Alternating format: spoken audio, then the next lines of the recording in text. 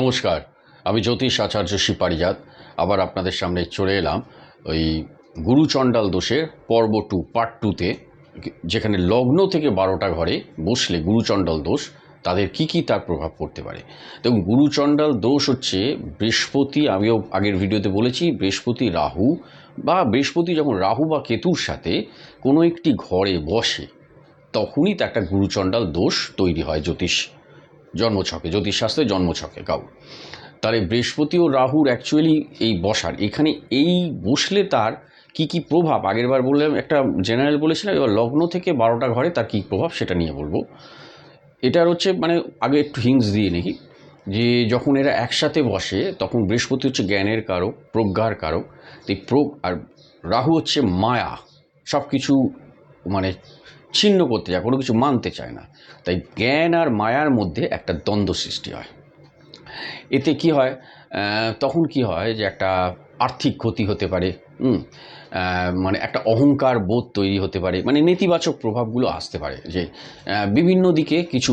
আবার কিছু যদি ভালো ঘরে থাকে তাহলে কিন্তু একটা অসাধারণ বুদ্ধিমত্তা, যেটা অনেকের নেই, কোটি কোটি লোকের নেই, তার মধ্যে থাকতে পারে। যদি ভালো ঘরে রাহু আর বৃহস্পতি থাকে তাহলে কিন্তু এমন বুদ্ধিমত্তা, যেটা ওই গবেষণা রিসার্চ বা কোনো কিছু, মনে করুন ক্যান্সার নিয়ে, ক্যান্সারের ওষুধ আমরা আবিষ্কার করি, এমন একটা কিছু বার করতে ফেলতে পারে সে, যে মানুষের আর মানে ক্যান্সার হলেও তার আর মানে অন্তত 5 মাসের মধ্যে তা সেরে যাবে উইদাউট, মানে এইরকম মানে একটা ইনোভেশন, আবিষ্কার, কিছু একটা এমন কিছু আবিষ্কার করে দিতে পারে।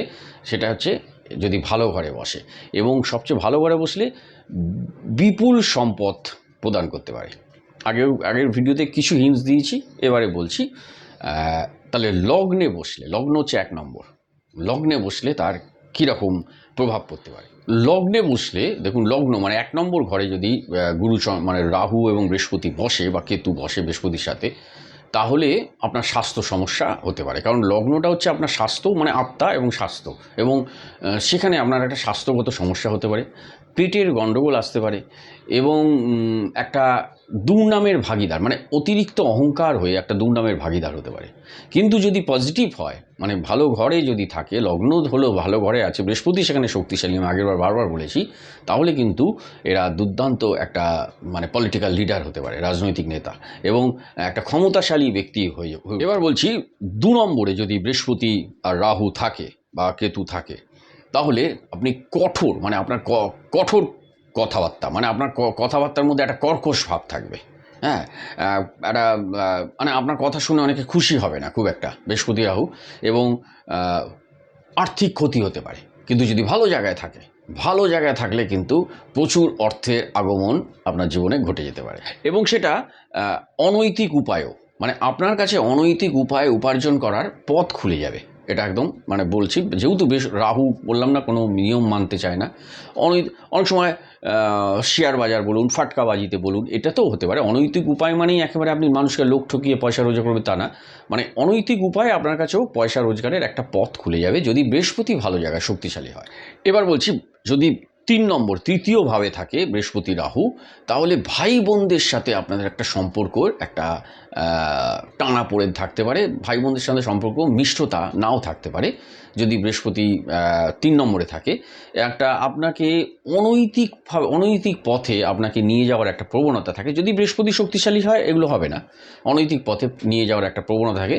কারণ রাহু 3 নম্বরে আপনাকে কিন্তু ভালো দেয়, 3, 6, 10, 11 ভালো দেবে, কিন্তু বৃহস্পতিও ভালো দেয়, কিন্তু বৃহস্পতিকে একটু শক্তিশালী হলে তবে আরও রাহুর ওই মানে এনার্জিটা ভালো জায়গায়, ভালো দিকে।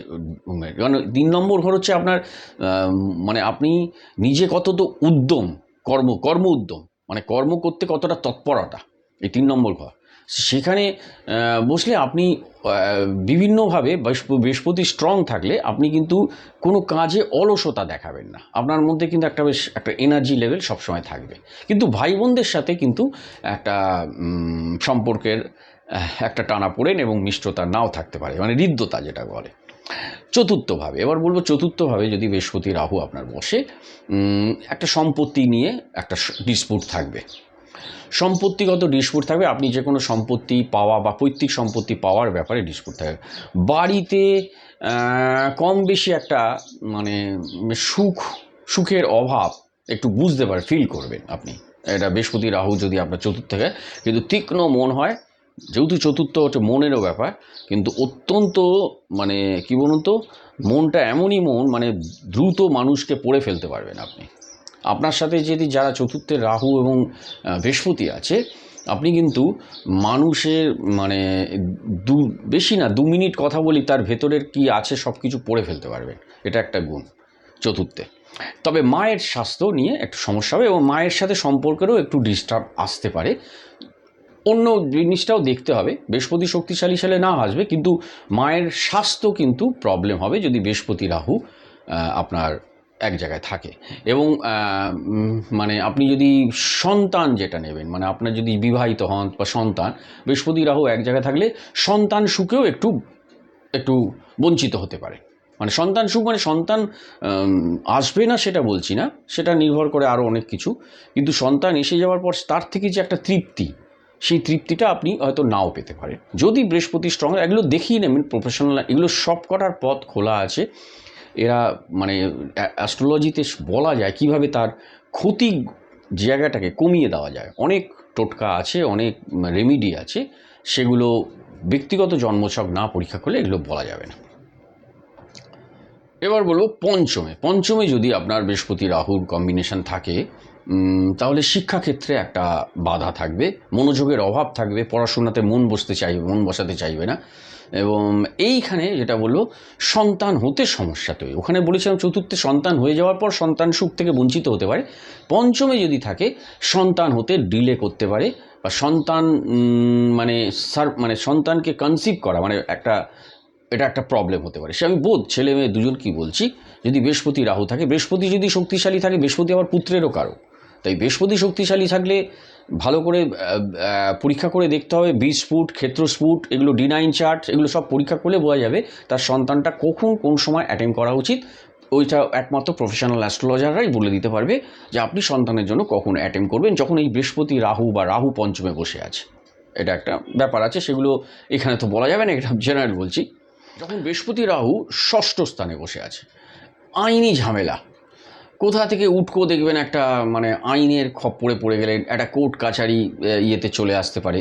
সে যে কোনো আমি মানে এগুলো কীরকম কোর্ট কাছারি আসবে সেগুলো জন্মছক না দেখলে বোঝা যাবে না। মানে কারোর তো বিভিন্ন রকম হয়, কেউ অপরাধ করে কোর্ট কাছারি, বা কেউ সম্পত্তিগতভাবে কোর্ট কাছারি, বিভিন্ন রকম, কেউ বিবাহিত জীবনের ডিস্টারবেন্সে কোর্ট কাছারি, তো সেইগুলো জন্মছক না দিলে তবে একটা আইনি ঝামেলা, এটা একটা হতে পারে ঝঞ্ঝাট।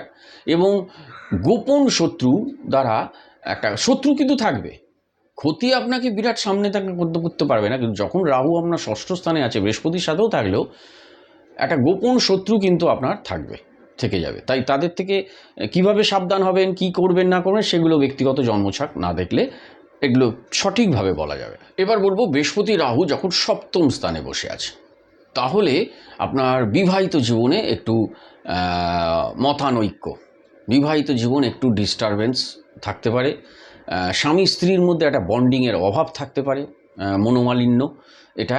এবং পার্টনারশিপ ব্যবসা, আপনি যখন পার্টনারশিপ ব্যবসা করবেন কারোর সাথে, খুব সাবধানে করবেন। যদি বৃহস্পতি রাহু দেখিয়ে নিতে হবে, বৃহস্পতি রাহু কি আপনার জন্মছকের সপ্তম স্থানে বসে আছে, তাহলে কিন্তু পার্টনারশিপ ব্যবসা কিন্তু সাবধানে করতে হবে, কারণ পার্টনারশিপে আপনার কিন্তু ঠকতে হতে পারে, তারা বিশ্বাসঘাতক করতে পারে।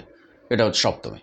এবার বলবো বৃহস্পতি অষ্টম স্থানে, যখন বৃহস্পতি রাহু অষ্টম স্থানে, এটা একটা ছোটোখাটো দুর্ঘটনা ঘটায়। বৃহস্পতি যেহেতু বসে আছে অষ্টমে, আপনাকে মেরে দেবে না, কিন্তু দুর্ঘটনা ঘটাবেই।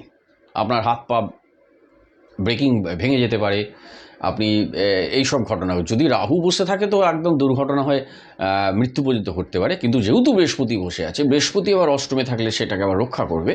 তাই দুর্ঘটনা টুকটাক চোটাঘাত লাগবে। বাইক যারা চালাবেন বা যারা গাড়ি চালাবেন তারা সাবধানে চালাতে হবে, যাদের অষ্টমে বৃহস্পতি রাহু আছে। আর অষ্টমে রাহু বৃহস্পতি থাকা মানে শ্বশুরবাড়ির সাথে খুব ভালো বন্ডিং রাখতে হবে বিয়ে থা হলে, নাহলে কিন্তু শ্বশুরবাড়ির সাথে একটা দূরত্ব তৈরি হবে অষ্টমে রাহু। এবং পেট সংক্রান্ত সমস্যা, মানে পেটের আশপাশে যেহেতু মানে লোয়ার অ্যাবডোমেন, আপার অ্যাবডোমেন থেকে লোয়ার অ্যাবডোমেনের একটা সমস্যা তৈরি হবে, যেখানে যদি অষ্টমে যদি যাদের বৃহস্পতি রাহু আছে। এবার বলবো বৃহস্পতি রাহু নবমে, গুরুজনদের সাথে মতানৈক্য। বাবা মা গুরুজন বয়োজ্যেষ্ঠ লোকদের আপনি মানতে চাইবেন না, যাদের বৃহস্পতি রাহু নবমে বসে আছে ভাগ্যস্থানে। নবম স্থান হচ্ছে ভাগ্যস্থান। হায়ার এডুকেশান পেতে অসুবিধা হতে পারে, যদিও ভেতরে আপনার জ্ঞান থাকবে, অনেক যথেষ্ট নলেজ আছে। নবমে বৃহস্পতি মানে নলেজ আছে, কিন্তু রাহু আপনাকে সেই নলেজ পেতে বাধার সৃষ্টি করবে। নলেজ মানে ওই সুন্দর একটা মানে সুস্থ জ্ঞানের দিকে নিয়ে অসুস্থ জ্ঞানের দিকে নিয়ে যেতে চাইবে।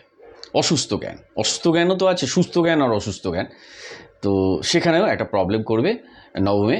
এবং একদম নির্ঘাত আপনি যদি ভালো ব্যবহার না করেন, আপনার গুরুজনেরা আপনার থেকে দূরে চলে যাবে, দূরত্ব রাখবে।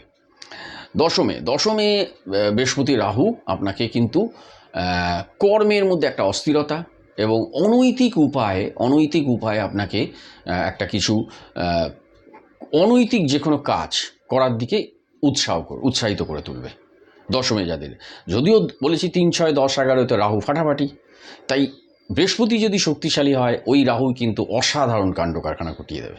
যদি দশমটা বলছি পার্টিকুলার কয়েকটা ঘর আমি বলে দিচ্ছি, 2, 11, 10, 3 খারাপ না যেহেতু, এবং 6ও 3, 6, 10, 11 আমি আগেও বলেছি, আবার উল্লেখ করছি, রাহুর জন্য ভালো ঘর।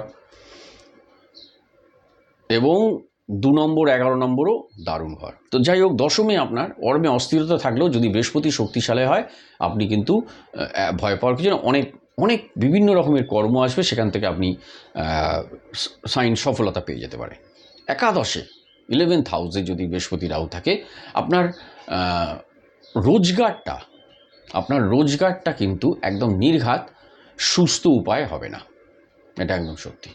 মানে পার্টিকুলার যেটা বলি 2 নম্বরই ভাবে টাকা রোজগার করার একটা কথা প্রচলিত আছে, 2 নম্বরই এই ব্যাপারটায় আপনার কিন্তু 11 নম্বরে আপনাকে বিপুল সম্পদ দেবে। যদি বৃহস্পতি শক্তিশালী থাকে তাহলে আপনি মানে এটা থেকে আপনার বদনাম হবে না এই টাকা রোজগার করাতে। আর বৃহস্পতি যদি শক্তিশালী না হয়, রাহু ওখানে শক্তিশালী হয়, আপনি অনৈতিক উপায়ে টাকা যেমন রোজগার করবেন, কিন্তু আপনি সুনাম পাবেন না সমাজের থেকে। সমাজে আমরা বলবে, একটা বলবে ফালতু 2 নম্বরই লোক, সারা কী করে 2 নম্বরই, সব টাকা 2 নম্বরই টাকা, কোথা থেকে মানে এইরকম একটা বদনাম থাকে। কিন্তু বৃহস্পতি শক্তিশালী থাকলে এই ব্যাপারটা আসবে না। 12 নম্বরে বৃহস্পতি রাহু 12 নম্বরে বসে আছে, আপনাকে ঘুমের প্রবলেম করাবে, অনিদ্রা, রাত্রে ঘুমের প্রবলেম করাবে, এমন কিছু ব্যয় করিয়ে দেবে যে হঠাৎ করে আপনি ভাবতেই পারবেন না যে আজকে আপনার ব্যাংকে যে টাকা, কালকে হঠাৎ করে আপনি আজকে জানতে পারবেন না, কালকে আপনার 2.5 লাখ টাকা বেরিয়ে যাবে বাম করে। মানে এই হঠাৎ একটা ব্যয় করিয়ে দেবে, মানে যে ব্যয়টা আপনি এক্সপেক্টই করেননি। একটা লোকের খরচার একটা টাইম হয়, একটা টাইম আমি একটা জায়গায় কোনো প্ল্যানিং করেছি, আমি টাকা দিচ্ছি, কিন্তু হঠাৎ আপনি আজকে সুস্থ, হঠাৎ কালকে অসুস্থ হয়ে বললেন, মানে ভাবতে পারছেন না। মানে সকালে গেলেন সুস্থ হয়ে, হঠাৎ নার্সিংহোমে চলে গেলেন, গিয়ে আপনার অনেক টাকা বেরিয়ে গেল। আপনাকে মেরে দেবে না, কিন্তু আপনাকে কিন্তু 12th হাউসে যখন রাহু এবং বৃহস্পতি বসবে, তখন কিন্তু এই সমস্যাগুলো থাকবে। কিন্তু এটা বলতে পারি আপনাকে, কিন্তু এটা এইটা যদি বৃহস্পতি স্ট্রং থাকে, একটা আধ্যাত্মিক বৈরাগ্য, মানে ঈশ্বরের প্রতি একটা অসীম ভালোবাসা, বা এই বিশাল এই ইউনিভার্স, এই বিশ্বব্রহ্মাণ্ডের এই শক্তি, মানে ঈশ্বরের যে খেলাটা, এটার প্রতি আপনি একটা অনুভব করবেন যে না, আমরা এখানে একটা মানে ঈশ্বরের ইচ্ছেতেই আমরা একটা পুতুলের মতো আচরণ করছি, তাই আমার সুখ দুঃখ যেটাই আছে সেটা ঈশ্বর দ্বারাই নিয়ন্ত্রিত, তাই এখানে কষ্ট পাওয়ারও ব্যাপার নেই, আনন্দ পাওয়ারও ব্যাপার, মানে এই একটা মুখ্য ভাব, বৈরাগ্য, আধ্যাত্মিক বৈরাগ্য আপনাকে কিন্তু বৃহস্পতি রাহু দেবে। এইবার বলছি বৃহস্পতি রাহু মানে এই গুরুচণ্ডাল দোষে প্রতিকার কি। দেখুন, প্রতিকার বলতে যদি জন্মছক টোটাল পরীক্ষা করে আরও ভালোভাবে বলা যেত, তার রেমিডি স্টোন দেওয়া যেত, কিন্তু এখন এখানে রেমিডি স্টোন আমি এখানে দেওয়ার কথা না। আমি যে প্রতিকারগুলো বলবো এটাতে আপনার কিন্তু ক্ষতি হবে না, এবং আরও ভালো হবে। কি না, প্রতিদিন বৃহস্পতির বীজ মন্ত্রটা 108 বার পড়তে হবে। ওম ব্রাম ব্রিম ব্রুম শাহ গুরুভে নব। ওম ব্রাম ব্রিম ব্রুম শাহ গুরুভে নব। ওম ব্রাম ব্রিম ব্রুম শাহ গুরুভে নব। এইটা 108 বার চান করে উঠে পড়বে। স্নান করার আগে শিবের মাথায় শিবলিঙ্গ থাকলে বাড়িতে, ছোট শিবলিঙ্গ যদি না থাকে নিয়ে আসবেন। শিবলিঙ্গ থাকলে তার মাথায় 3 বার জল দিয়ে ওম নমঃ শিবায় নব, ওম নমঃ শিবায় নব, ওম নমঃ শিবায় করে তারপর এই মন্ত্রটা পড়বেন। প্রতি বুধবার গণেশের পুজো করবেন। গণেশ ঠাকুর থাকলে বাড়িতে একটা লাড্ডু তা দিয়ে গণেশের পুজো করবেন। গণেশ ঠাকুর ওং গাং গণপতায় নমঃ বলতে পারেন 21 বার, যদি পারেন ওং গাং গণপতায় নমঃ। ওর বুধবার দিন করবেন। এবং বয়োজ্যেষ্ঠ লোকেদের কিছুতেই অসম্মান করা যাবে না। আপনার থেকে যারা সিনিয়র তাদেরকে সম্মান করবেন, সে গুরু হোক, শিক্ষক হোক, বাবা হোক, মা হোক। আপনি যদি তাদেরকে অসম্মান করেন, ও আরও বেগড়াবে। ওই যে বৃহস্পতি রাহু বলেছিলাম নবম স্থানে থাকলে আপনি বাবা মাকে সম্মান করবেন না, শ্রদ্ধা করবেন না, গুরুজনদের। ওটা আপনার ঈশ্বর পরীক্ষা নিচ্ছে, আপনাকে ওটা দেওয়া হয়েছে পানিশমেন্ট। আপনি ওরম আবার করবেন, আরও শাস্তি পাবেন, আরও আপনাকে বত্তাকে জটিল করে দেবে। তাই পথ হচ্ছে তাদেরকে কিছুতেই অসম্মান করা যাবে না। কারণ বৃহস্পতি হচ্ছে গুরু, বৃহস্পতি হচ্ছে সকলের কেন বলে গুরুভে মনব, বৃহস্পতি হচ্ছে সকলের গুরু। তাই গুরুকে অসম্মান করলে, যে কোনো গুরুকে অসম্মান করলে বৃহস্পতি আপনার জন্মছকে ভালো ফল দেবে না, এটা মাথায় রাখবেন। নেক্সট দেখা হচ্ছে অন্য কোনো ভিডিওতে। ভালো থাকবেন সবাই।